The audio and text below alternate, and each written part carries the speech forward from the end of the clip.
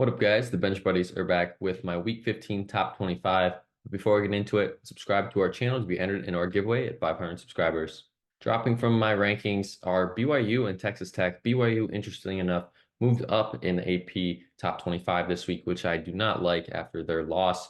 And then you have Texas Tech as well, and the others receiving votes as well as BYU after they fall. But Indiana State is just on the cusp of getting into my top 25 as they're 26. And then Colorado State and Oklahoma are there as well, where I am favoring the Mountain West in this week's rankings, as I kind of think the back half of the AP 25 is really just a coin flip, but I'm going with the better conference in the Mountain West right now. And then as you can see, there is a team from the Mountain West in San Diego State there at 21.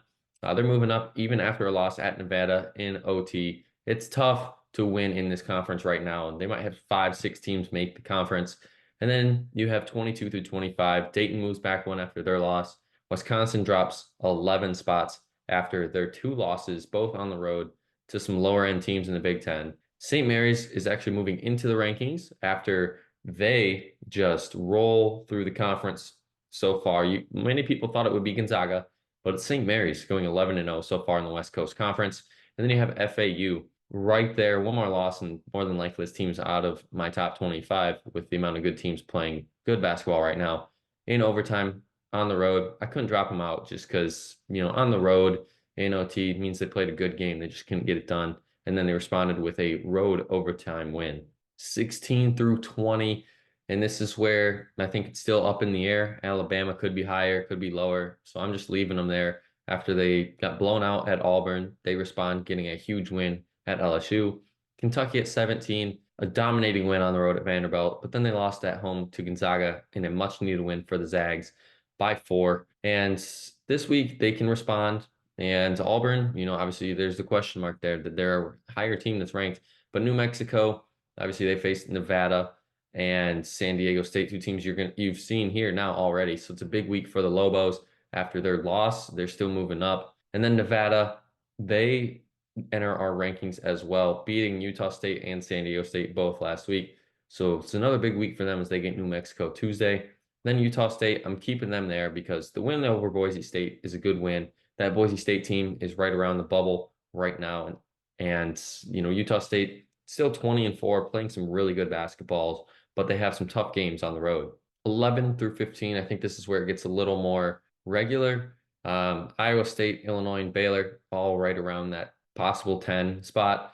Those teams I think could be interchangeable, but Iowa State wins 2 games last week where a lot of these teams had a win and a loss. So they're moving up clearly with that road win over Texas, which was a great win to show that they can win on the road, and then beat TCU at home. Illinois, tough loss on the road at the Breslin. They were in that game till the last 2 minutes, and then they just went cold and couldn't do anything. And that's how Michigan State ended up winning that game. They look to rebound this week. At Michigan at home and at Maryland.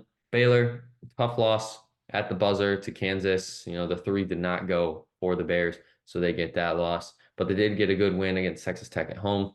Auburn, same story. They beat Alabama, like I said in that last slide, destroyed Alabama, but then they got destroyed on the road at Florida, which was mind-boggling to me. I thought that they would go in there and at least maybe lose a close game if it is, but I did not see that coming.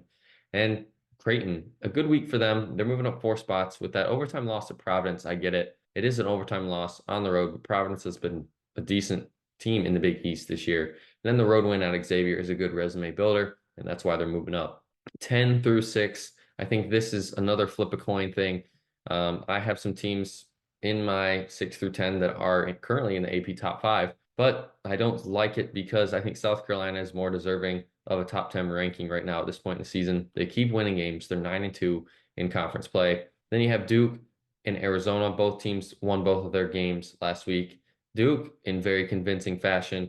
Arizona, only one was convincing on the road at Colorado. Went 3 overtimes with Utah, got the win, and that shows that they have character and can handle adversity. In tournament time, you need teams like that if you're looking to pick a winner. So Arizona could be a sleeper team that not too many people take to win it this year. And then you have the teams left with Kansas and Tennessee. Both had a win and lost the game as well.